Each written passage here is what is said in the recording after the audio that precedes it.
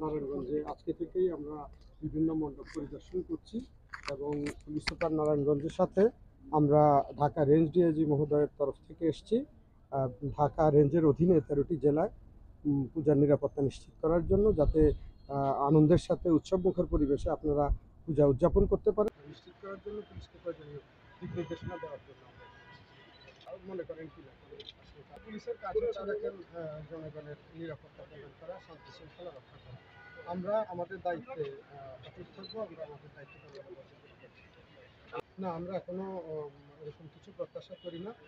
বাংলাদেশের দীর্ঘ আমাদের সাম্প্রদায়িক সম্প্রীতির এই দীর্ঘ ইতিহাস আছে, আমাদের শত বছরের ঐতিহ্যবাহী ইতিহাস আছে। আমরা অত্যন্ত সুন্দরভাবে এখানে বিভিন্ন সম্প্রদায় ও ধর্মবর্ণ নির্বিশেষে তাদের ধর্মীয় রীতিনীতি আচার অনুষ্ঠান পালন করে আসছে।